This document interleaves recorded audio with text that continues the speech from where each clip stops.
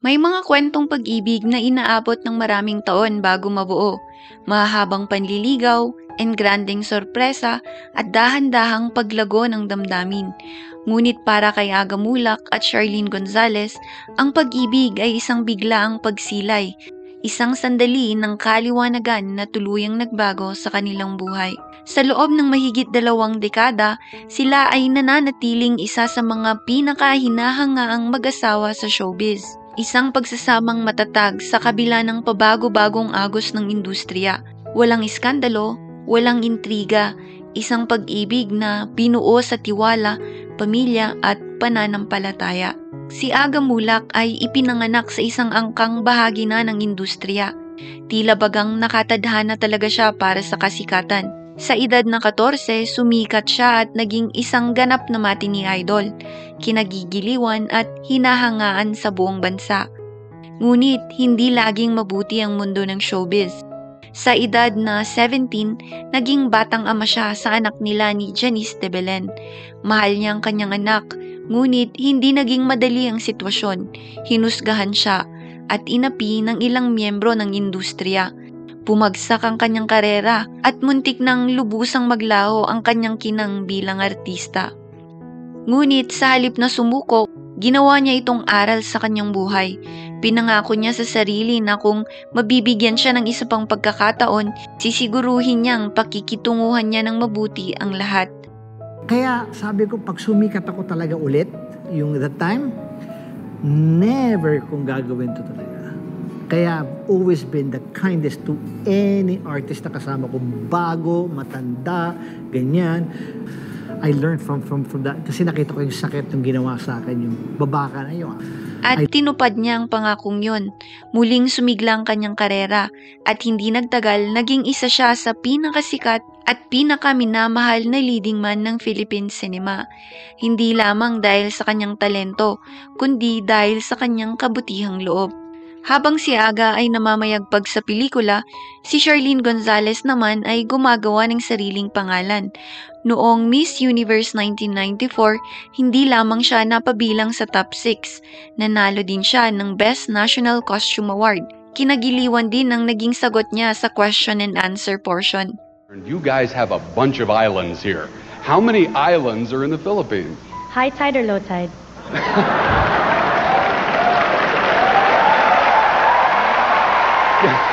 Give them both. Well, with high tide, we have 7,107, and then low tide, we have 7,108. Wow, amazing. Ngunit higit sa kanyang ganda at talino, ang pinakahinahangaan sa kanya ay ang kanyang kabaitan.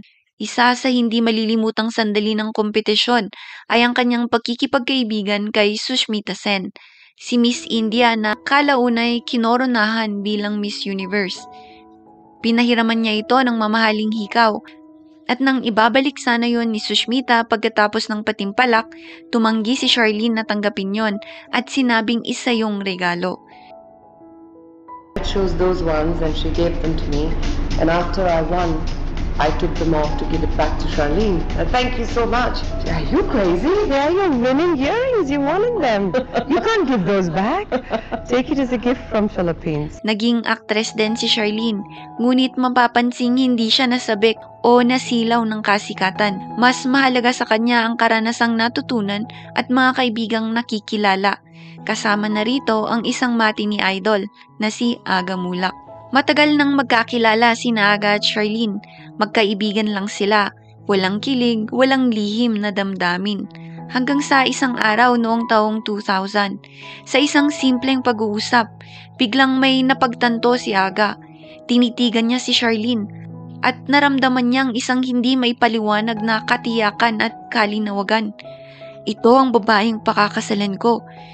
Bigla niyang naisip ng sandaling yon. Walang matagalang panliligaw, walang ligawan sa ilalim ng bituin o mamahaling restaurant. Bagkus ay isa lamang simpleng pagkakaunawa na siya ang babaeng itinadhana para sa kanya. Naglaan si Aga ng 1 linggo o 2 upang pag-isipan ang kanyang nararamdaman at nang masiguro niya, agad siyang nag-propose. Nagulat si Charlene, ngunit nang tumingin siya kay Aga, nakita niya ang puso at pagkatao ng lalaking matagal nang kilala ng lahat. Isang lalaking may mabuting puso at matibay na pananampalataya. Kaya't ang sagot niya sa proposal, isang malaking oo. So, whether people accept that or not, I'm getting married and I'm very much in love. Nang lumabas ang balita ng kanilang engagement, nagulat ang buong showbiz. Kahit ang kanilang mga co-stars sa Okidokidok ay hindi makapaniwala. Ha? Kailan pa sila nagligawan? Yun ang tanong ng lahat. Ang sagot, hindi sila dumaan sa ligawan. Diretso sila sa engagement at habang buhay na sumpaan. At noong Mayo 2001, sila ay nagpakasal sa isang engrandeng seremonya. I have brought you here before the Lord, for it is my wish to bind myself to you forever in love and service. You are the Lord's gift to me, and I vow to love, honor, and cherish you for all our days, to nurture and protect you and our children. I take you as my spouse, companion, and the best friend as we lovingly journey through life together, for better, for worse, for richer or poorer, in sickness and in health, in joy and in pain, through defeats and glorious triumphs. Even as we grow together, I will always respect the unique person that is you. Next to God, you are and always be the most important person in my life. Hindi nagtagal, naging mas makulay ang kanilang kwento sa pagdating ng kanilang kambal, sina Andres at Atasha. Sa halip na pagtuunan ng showbiz, pinili nilang unahin ang pamilya. Si Aga na dati isa sa pinakamalaking leading man, unti-unting nagbawas ng proyekto upang bigyan ng panahon ang kanyang pamilya. Si Charlene ay gayon din, iniwan ang kanyang karera upang maging isang hands-on na ina. Bagaman may mga hosting siya noong una, tumigil din siya at nag-focus sa pamilya. At nang pumasok na sa teenage years ang kanilang kambal, gumawa si Aga ng isang mas matapang na desisyon. Tuluyan siyang tumigil muna sa pag-arte. Kailangan kong siguruhin na hindi sila maliligaw ng landas. Biro niya minsan dahil siya mismo ay rebelde noong kabataan niya. Sa katunayan, natatawa pa siya dahil sa sobrang bait daw ng mga ito, baka raw maging pare at madre ang mga ito. Nais ni Aga at Charlene na lumaki ang kanilang mga anak na malayo sa kinang at pressure ng showbiz at social media. Ngayon lamang matapos makapagtapos ng pag-aaral, unti-unting sinisimulan ni Andres at Atasha ang kanilang paglalakbay sa mundo ng showbiz.